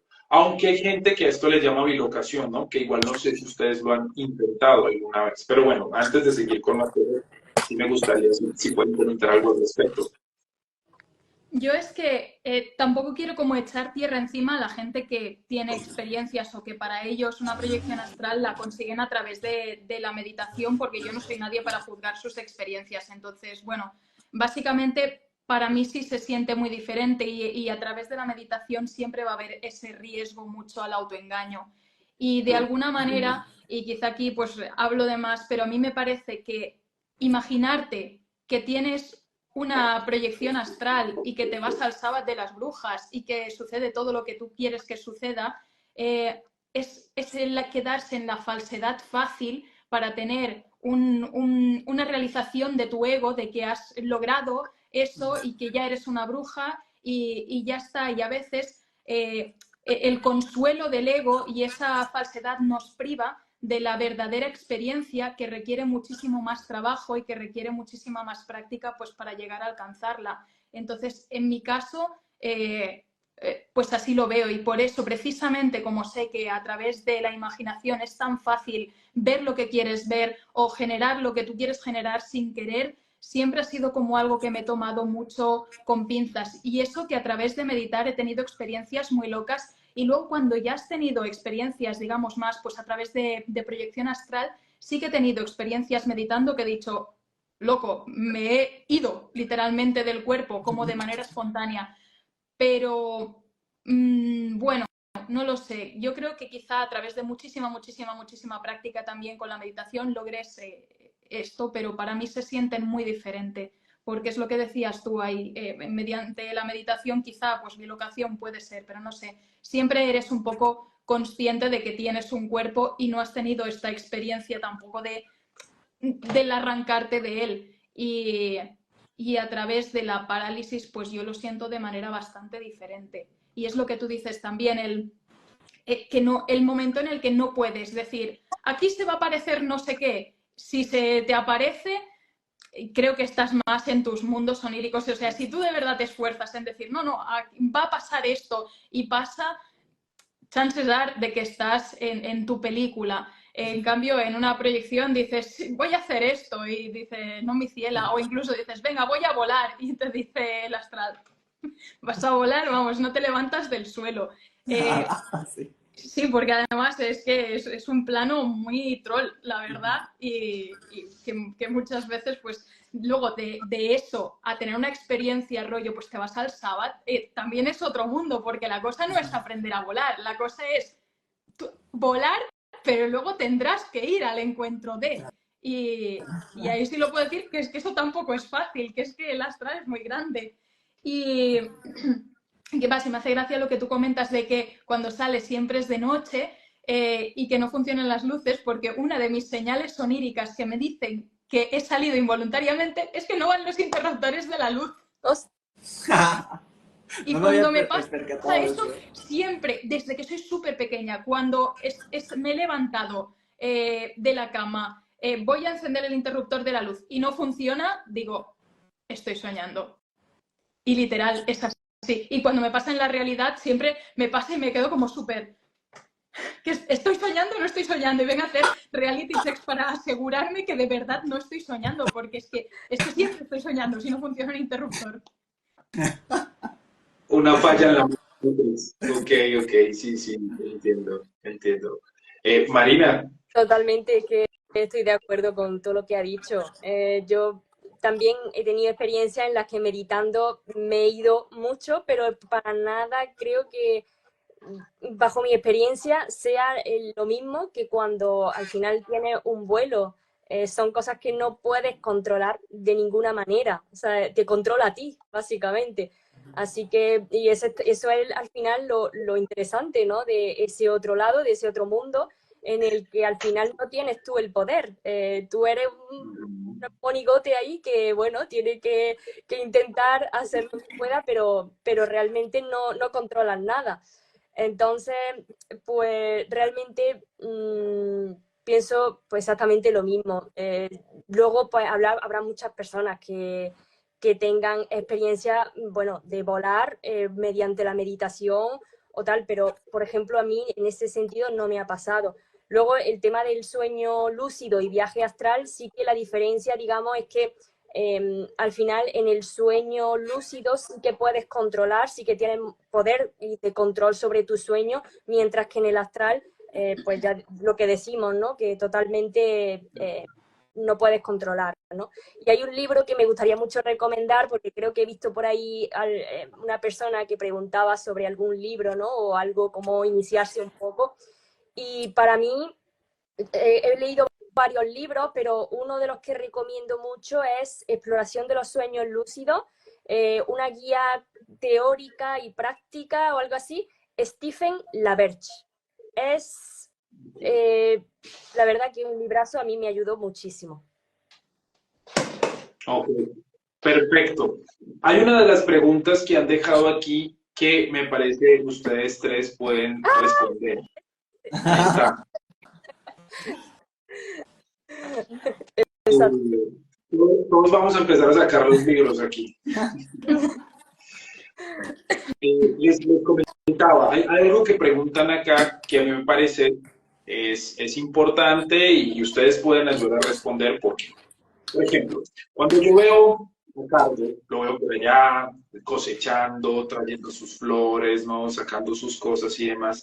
Eso no es una práctica común aquí en Colombia, por ejemplo, y no hay un sitio donde tú digas, oh, vamos a ir a caminar por allí y de pronto allá vas a encontrar estos árboles y demás. Hay mucho desconocimiento de la vegetación, pero también es muy paradójico, porque Carlos lo recordará. Si vas a las plazas de mercado de Colombia encuentras de todo, ruda, romero, albahaca, manzanilla, no sé qué, o sea, encuentras todas, pero no está esa misma idea de que de pronto te encontraste a alguien que está recogiendo flores o algo por el estilo, ¿no? Entonces, de alguna forma ustedes allá por los bosques que tienen, las montañas y demás, esto invita, pero obviamente esto también tiene ciertos asuntos. Por ejemplo, decía alguien que cómo hacía para el tema de los animales salvajes, por lo menos para saber qué hacer o, cómo, o saber si está seguro el espacio para poder avanzar y estar allí, porque claramente si ustedes encuentran huesos y cosas de animales allí en la naturaleza después del invierno y qué sé yo, pues precisamente porque estos sitios están llenos de eso, mientras que aquí en Colombia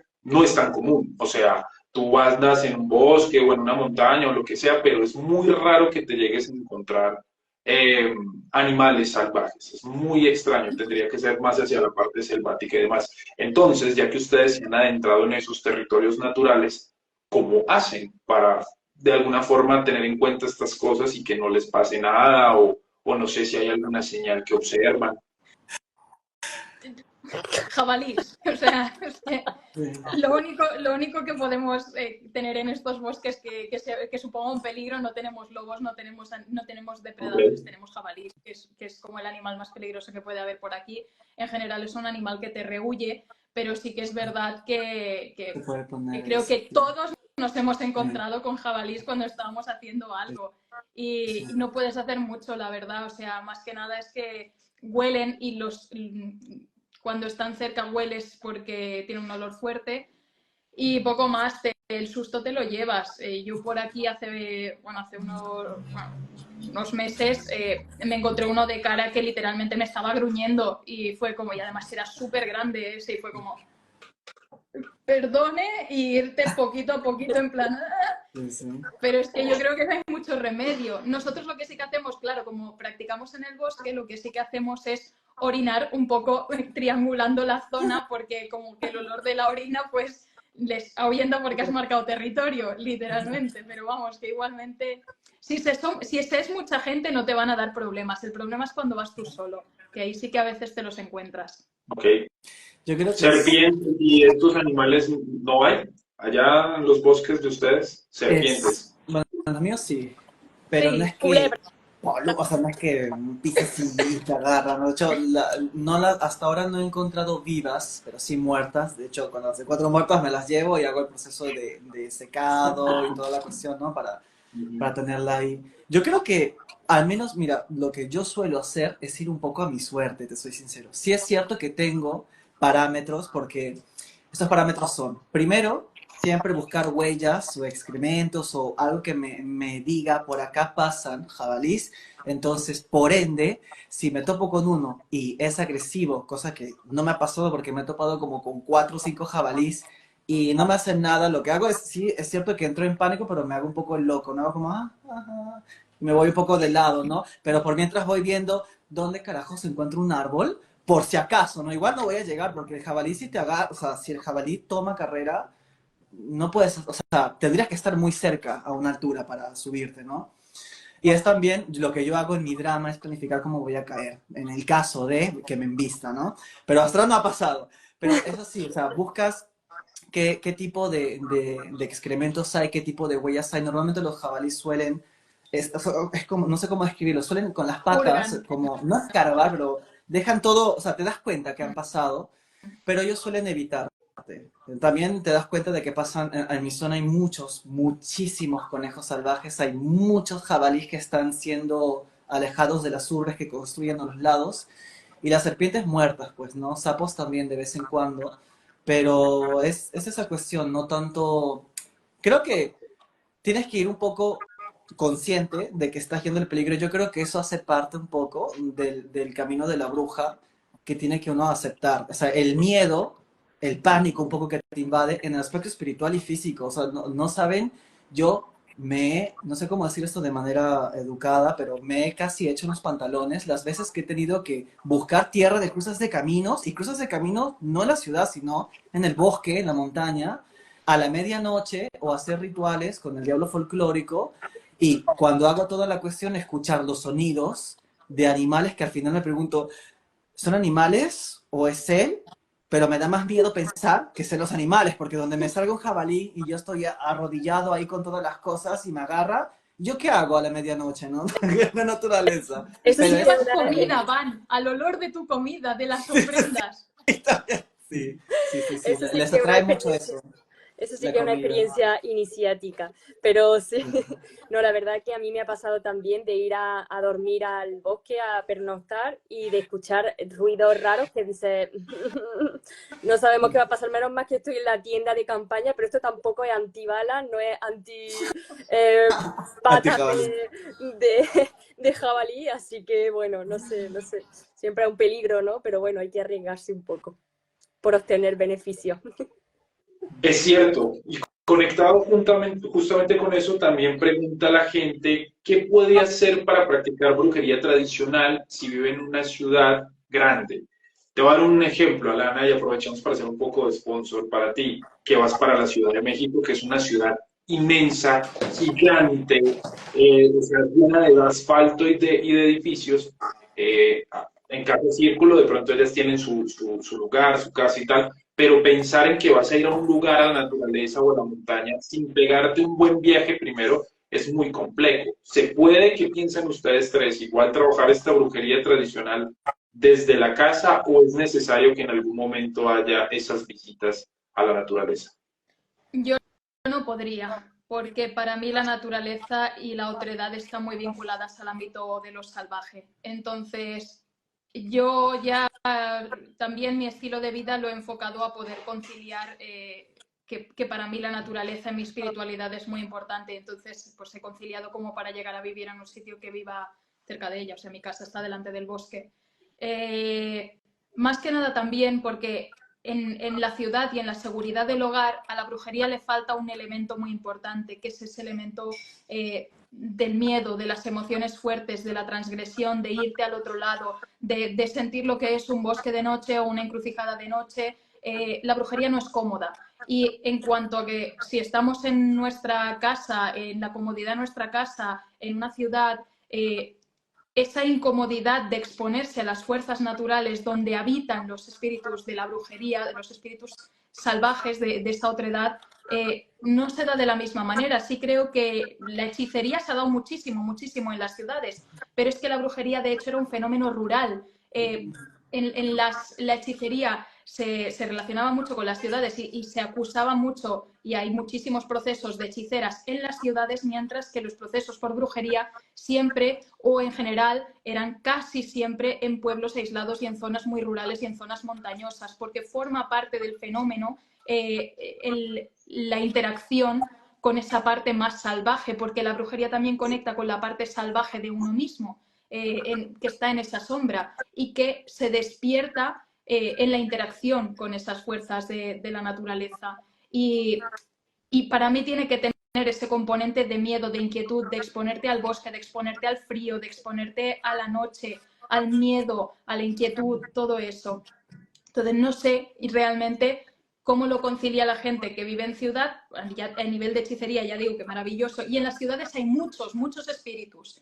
Hay muertos, hay demonios del folclore, digamos, hay pues, en la hechicería Marta la Mala, María Padilla, el Ánima Sola, todos estos son accesibles, el Diablo Cojuelo desde las ciudades, pero para mí lo que es la brujería me requiere de naturaleza. De acuerdo. Sí, Marina, yo podría decir lo mismo. Es que al final yo me pasa igual, ¿no? También vivo en pueblo, realmente tengo la naturaleza también cerca, muy cerca, vaya, a mano. Entonces, pues realmente para mí también es muy importante, ¿no? Por todo lo que ha dicho Natalia, no me voy a volver a explicar, pero es que es totalmente así. Para mí, bajo también mi perspectiva y creo que en la brujería tradicional en general, ¿no? Entonces, no sé, yo lo que podría recomendar a esta persona es que pudiese, si realmente nada más que tiene que, o sea, tiene que estar en ciudad sí o sí, por cuestiones de trabajo o cuestiones que no pueden, al final, no se nos escapan de nuestras manos, pues realmente poder tener asiduidad a la hora de ir a esos entornos naturales, poder tener una dependencia de, no sé, coger un coche y desaparecer, ir a esos entornos y conectar con ellos. Para mí es muy importante. Entonces, y creo que en general para nosotros tres lo es, y creo que para cualquier practicante, ¿no?, de brujería tradicional. Así que... Mira, yo vivo en un pueblo también, bastante aislado. O sea, estoy tan aislado que ni siquiera tengo tren para ir a la ciudad. Tengo que ir a otro pueblo a tomar el tren. Entonces, literalmente detrás de mi edificio tengo montañas. Solo camino una cuadra, ¿no? Y subo. Pero te digo algo, que es lo que he pensado, si yo me mudaría a una ciudad. Lo que haría sería, o sea, si como soy practicante de brujería y quisiera mantenerlo, sin mezclarlo tanto con la hechicería, porque te iba a decir, cruce de caminos hay en todas partes, pero cruce de caminos entra mucho en el tema de la hechicería. Pero sería, en la ciudad, estipular, primer paso, buscar la parte territorial salvaje más cercana a ti y volverlo un compromiso, es decir, de ir al lugar, tomar una parte de esa tierra, llevar el elemento de esa tierra después de toda la invocación, iniciación, etcétera, llevar esa parte a tu altar y ejercer un tipo de organización en el que, bueno, cuando estoy en casa, es como tengo estas prácticas conectando y llamando a estos espíritus, al Geni Locorum, hacia casa, pero tengo que ir cada tanto a este lugar para volver a marcar ese tipo de conexión y darme, claro, es mucho más dificultoso, por supuesto, ¿no? Requiere mucho más compromiso. A mí no me cuesta nada salir todos los días de noche a hacer cosas, ¿no? Pero es lo que yo haría si me mudaría, por ejemplo, a Madrid. Como buscar ese lugar, entablar organización de tiempo, traer esta conexión, ¿no?, del territorio físico y espiritual y anclarlo evidentemente con el diablo, efectivamente, y tratar también de esforzarme más en hacer el trabajo como lo que hace Natalia Onírico, en el sentido de tratar de conectarlo a través del vuelo de la bruja y tratar de hacer este ensamble, ¿no? De ahí, porque claro, no es lo mismo irte a un parque como zona natural en la ciudad, pero bueno, puedes encontrar igual elementos también de hechicería que se conectan más con la brujería, como el tema del cruce de caminos. Yo, para hacer el llamado al diablo, bueno, ya no lo hago, pero antes era primero con el cruce de caminos y desde antes de llegar tener que llamarlo, de las maneras folclóricas en las que se tipulen. Si en tu zona es el jinete negro, es el cojo, es la llorona, como se le muestra en ese sentido, pero más afincado, igual hay elementos comunes, pues bueno, y luego llevas eso a la zona natural y esa zona natural te la traes a casa.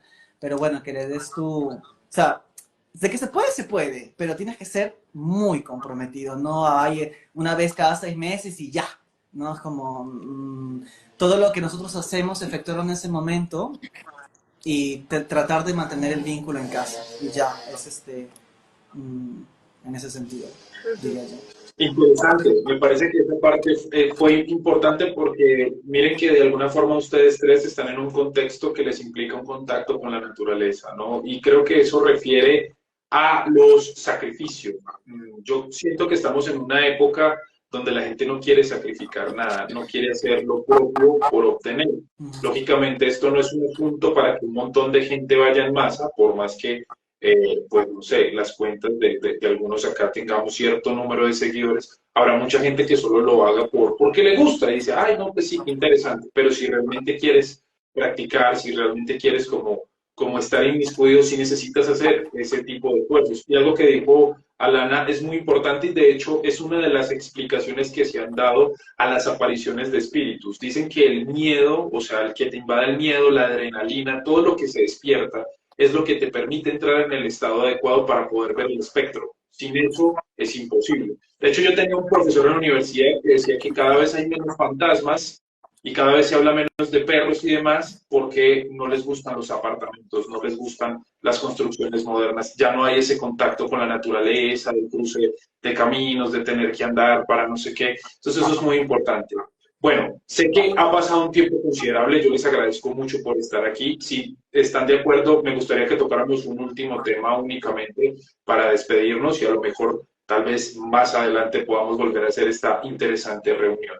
No me quería ir sin que comentáramos algo que viene muy conectado con toda esta idea del viaje, el doble, el astral, el viaje del alma, etcétera, etcétera, y es algo que está muy en boga últimamente por la película de Nosferatu. Claramente es el tema del vampirismo, donde incluso Marini ha hecho un video al respecto, muy clarificador, muy esclarecedor, donde básicamente pues, nos dice que era un vampiro, ¿no? O que se considera que es un vampiro en la Europa, que si no están de acuerdo está bien, pero podríamos decir que es un no muerto, es un cadáver que por diferentes razones durante la noche sale de su tumba y viene de alguna forma a atacar o atormentar a los vivos para alimentarse de alguna manera, ¿cierto?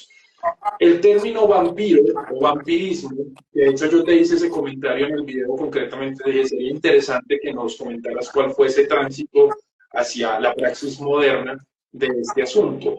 Les pregunto, el vampirismo, uno, ¿cómo lo definirían ustedes si tienen algún tipo de definición? Y dos, ¿tiene algún lugar dentro de su praxis? ¿Qué dirían ustedes que es un vampiro moderno? Ojo, más allá de lo gótico me refiero, no me refiero al asunto estético y demás, sino al quehacer del vampiro, ¿cierto? Sí, independiente de dónde lo quieran tomar, si es de Dion Fortune o desde el vampirismo o los que dicen hoy en día que son vampiros y que están dentro de todo este asunto y demás. O sea, me gustaría que termináramos con ese punto antes de despedirnos. Alana, ¿quieres comentarnos algo al respecto? Sí.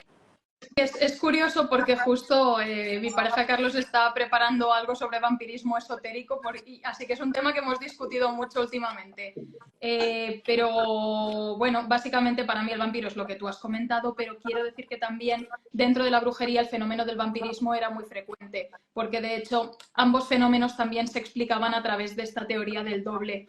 Entonces, la bruja primigenia realmente es ese espíritu nocturno que va a entrar a las casas por el ojo de la cerradura y chupa la sangre a los niños y los mata de esa manera. Entonces, bueno, pues tiene ese vínculo. Y yo la verdad que sin ser un tema en el que he ahondado mucho para trabajar a nivel... A mí me encantan los vampiros, o sea, yo la literatura de vampiros me encanta. Creo que me he leído todo lo que hay. Y...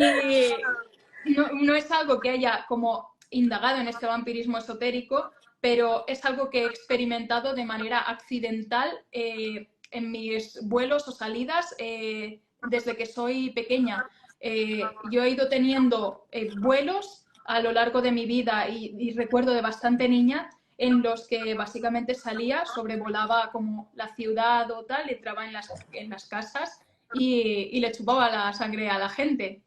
Sí, eso es como, voy a decir sangre, pero es como un desto energético y es muy curioso porque en estas experiencias, aunque yo era consciente, eran como sueños lúcidos, como bueno, una proyección astral, pero mi ética no era la de mi ética despierta, o sea, yo era como una especie de ser que hace eso por naturaleza y que y que hace eso porque eso es lo que hace, porque esa es su naturaleza. Y durante esos sueños, esas salidas, pues yo era eso y hacía eso. No es algo que haya tenido muy frecuentemente, pero es algo que sí que me debe haber pasado unas 5 o 10 veces a lo largo de mi vida. Y es muy curioso, sobre todo por eso, por la sensación de, pese a ser consciente, soy otra cosa.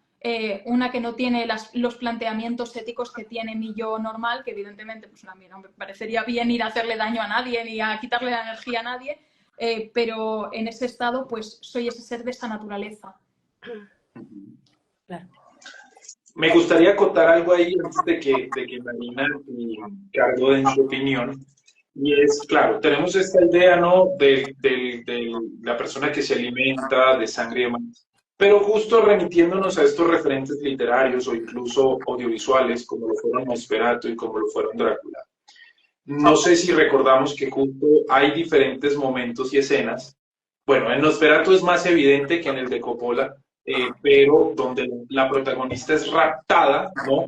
Y entra en una especie de trance sexual. O sea, básicamente él se está proyectando y le está proyectando una energía de corte de alguna forma sexual. Yo lo digo desde mi experiencia, desde mi praxis, desde lo que yo he hecho.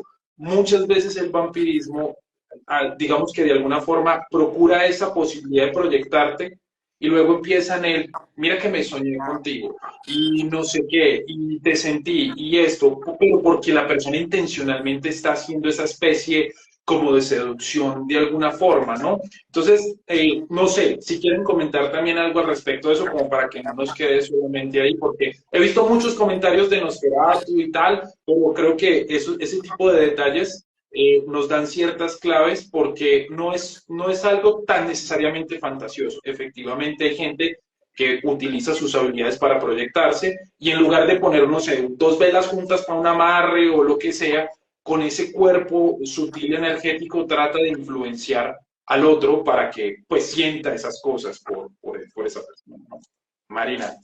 Vale, pues yo tampoco soy experta en el tema, pero sí que es verdad que en el folclore europeo, más concretamente de la zona de Rumanía, Polonia y esa zona, sí que se entendía como bien decía Natalia, el tema del cuerpo, o sea, como un segundo cuerpo, ¿no? O como que al final el muerto venía con su cuerpo físico, ¿no?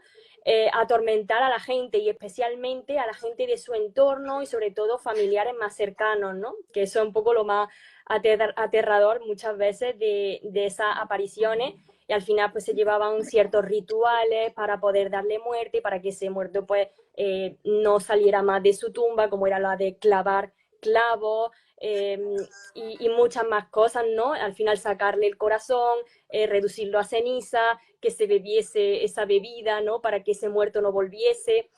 Entonces, en el tema de la brujería, supongo que tiene mucho que ver con el tema de súcubos y de íncubos, ¿no? También el tema de las pesadillas, yo lo veo también muy relacionado. Entonces, además, en esta concepción más antigua del vampiro, no era como que chupaba la sangre en un primer momento, sino que se alimentaba de la energía vital de la persona. Entonces, yo creo que todo eso viene de ahí, se puede aplicar de igual manera a la práctica más esotérica también, ¿no? Luego sí, obviamente ya se fue introduciendo y sobre todo con ya las novelas más recientes, ¿no? El tema de la sangre. Y incluso ya en Rumanía se decía que cuando abrían las tumbas tenían como hilos de sangre o la boca ensangrentada, ¿no? Y por eso se llegaba a esa conclusión de que al final estaba vivo, ¿no? Y que iba a alimentarse de ello, ¿no? Pero sí, supongo que tiene mucho que ver con el tema de pesadilla y todo eso que al final se pueden proyectar mucho, ¿no? Desde el tema del esoterismo, de la brujería y de la magia. Ok. Y Cardo. De hecho, eso que están hablando me parece muy importante para definir al vampiro, es decir, como un ser quizás no tanto físicamente, porque no sé si recordarán eso, no saben cómo me ha encantado ver esto, quizás es un detalle que la gente no lo aprecia, pero Hay una escena de Nosferatu donde hay una señora que está efectuando un tipo de magia folclórica con un ajo y dice en su plegaria mientras con el ajo va haciendo las cruces en las ventanas, ¿no? No me acuerdo lo que dice precisamente, pero es como por el ajo no entrarás, por el ajo.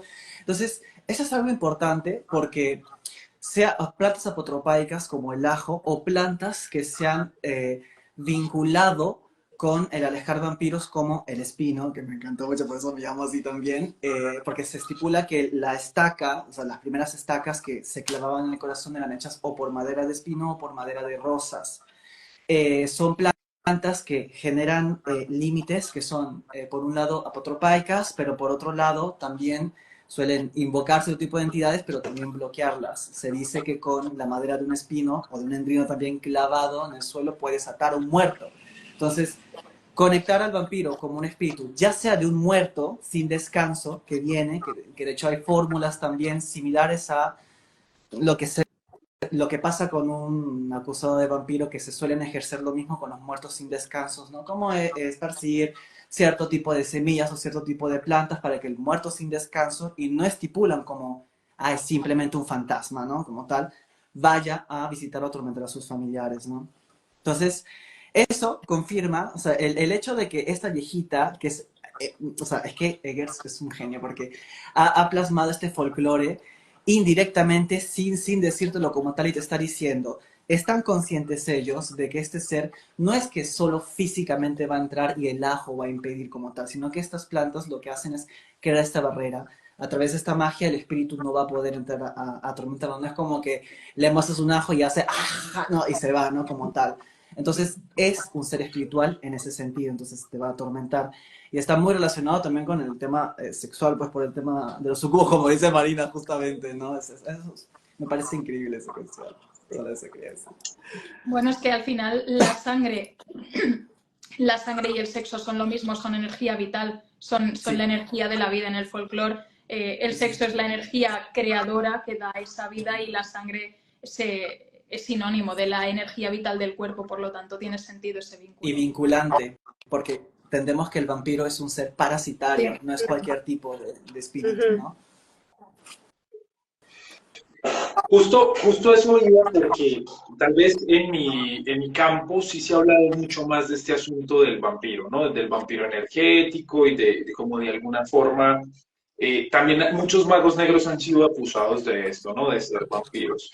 Y a mí me han preguntado particularmente mucho sobre esto, pero yo pregunto y les pregunto si quieren para que se remonte ese asunto y es, ¿en realidad es necesario yo ir y no sé, meterme en el cuarto de Marina o de Cardo o de Alana y robarle su energía? O sea, como si yo tuviera, no sé, anemia o algo así, y no pudiera como por mí mismo de alguna forma fortalecerme, porque yo siento que de alguna manera, no sé, me parece que esa puede ser más una reminiscencia de la creencia del vampiro como entidad parasitaria nociva que necesariamente como que uno dijera, no, es que si yo no voy esta noche a la casa de fulanito de tal, entonces mañana no voy a poder hacer nada porque voy a estar absolutamente débil. No sé qué piensen al respecto.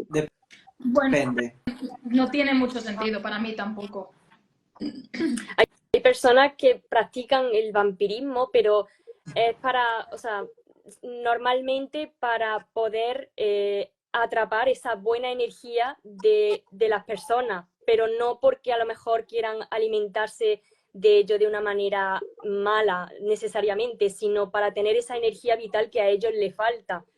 Pero bueno, yo no entro mucho en eso, simplemente soy consciente de que existe, pero ahí está.